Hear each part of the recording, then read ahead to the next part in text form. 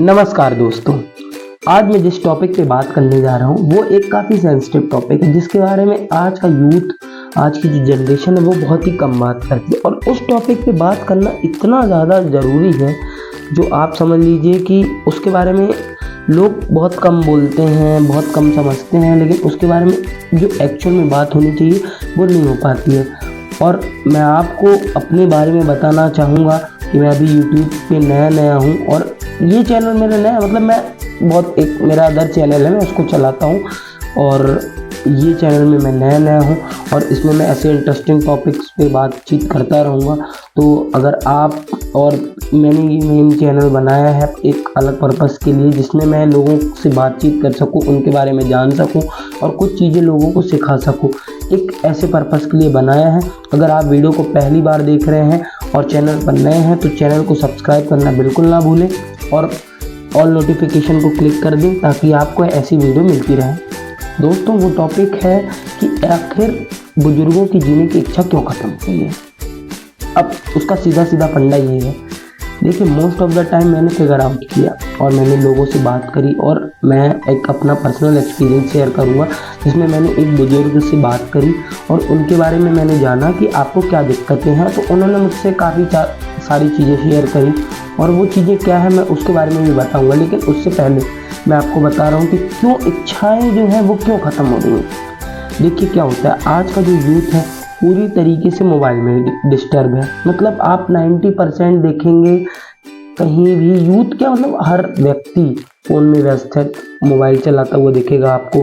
कहीं भी जाएंगे तो फ़ोन चलाएगा, यहाँ करेगा, वहाँ देखो तो वो फ़ोन चला रहा है, कोई रील देख रहा है, कोई यूट्यूब चला रहा है, कुछ भी चला रहा है। मतलब एक टिपिकल बात पे हम बात कर रहे हैं कि हाँ ये चीज़ें होती हैं, कोई फेसबुक कर रहा है, कोई ये धड़ाधड़ ऐसे चल रहा है और पर्सनल कांटेक्ट नहीं रह गया। अब जो बुजुर्ग हैं, मोबाइल कब आया 2000 के बाद और 2016 में जियो लॉन्च हुआ, उसके बाद ये सारी चीज़ें आई। लेकिन 2010 के पहले की जो ज़िंदगी, जो 2010 के पहले के बुजुर्ग जो मान के चलिए जो अपने आपके पेरेंट्स हैं, दादा दादी हैं, उनके पास तो नहीं था उस ज़माने में मोबाइल।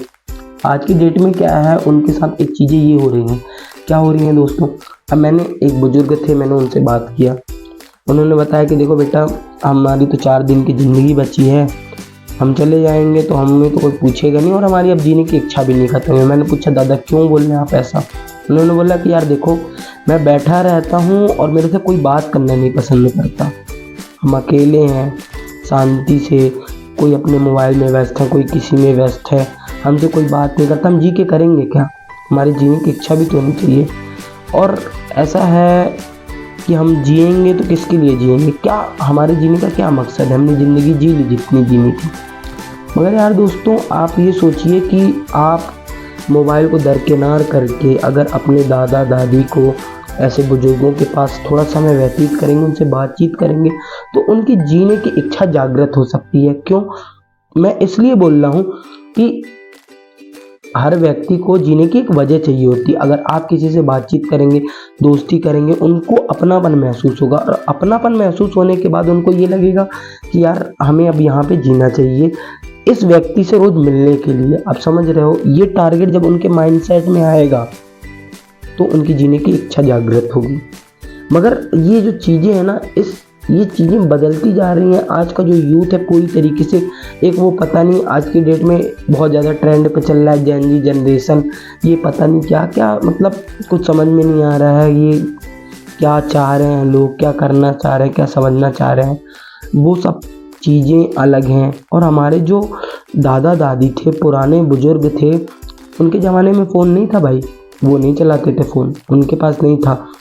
वो उनको अपनी कम्युनिकेशन करनी रहती थी तो वो चिट्ठियाँ लिख करके कम्युनिकेट करते थे और 2-2 3-3 दिन बाद मैसेजेस आता था। वो ज़माना ज़्यादा सही था भाई। उस ज़माने में आदमी की वैल्यू समझता था। आज की डेट में आदमी इंसान की वैल्यू नहीं समझता, आदमी कुछ का कुछ करता है।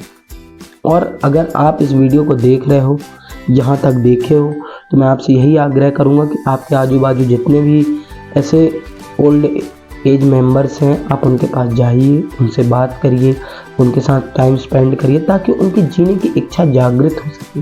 ये वाला काम नहीं कि उनकी इच्छा ही ना जागृत हो और उन्हें लगे कि नहीं अब हम जी के क्या करेंगे। भाई उनकी भी तो लाइफ है। ये क्या हुआ, 60 साल के हो गए, 50 साल 80 साल के हो गए, 70 साल के हो गए, क्या दिक्कत है।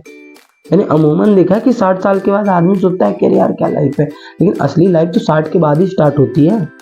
अब आराम करना है, मतलब 40 साल तक 20 साल तक मतलब घिस घिस के ज़िंदगी में करियर सेट करने में क्या 20 साल के बाद शादी ब्याह कर लेते थे। पहले को लोग शादी ब्याह हुई, लड़के बच्चे हुए तो 20 साल 25 साल लगा दिए बच्चों की ज़िंदगी बनाने में, 5 साल लगा दिए उनकी शादी ब्याह करने में। फिर अब उसके बाद जब उनकी उम्र 55-60 की हो गई तो अब ये लग रहा है कि अब हम जी के क्या करेंगे। ये थोड़ी होता है भाई, 60 साल तक तुमने मेहनत करी, अब तो बाकी के जो तुम्हारी ज़िंदगी के बच्चे साल हैं तुम उसमें तो एंजॉय करो। ये इच्छा होनी चाहिए उनकी, लेकिन वो सोचते हैं यार कि नहीं हमारा तो समय हो गया, अब हमें चले जाना चाहिए। ये नहीं होना चाहिए। आपको समय देना पड़ेगा, तब आपके घर के सिटीजन्स आप उनकी वैल्यू करोगे तो उनकी जीने की इच्छा जागृत होगी। नहीं करोगे भाई तो कुछ नहीं होने वाला, सीधी बात है। और आपको अगर वीडियो अच्छी लगी हो तो अपने दोस्तों के साथ शेयर करिए और माइंडसेट क्लियर रखिए कि ये चीज़ें आपको करनी हैं। और अगर आप ये चीज़ें करोगे तो वाकई में चीज़ें बदलेंगी।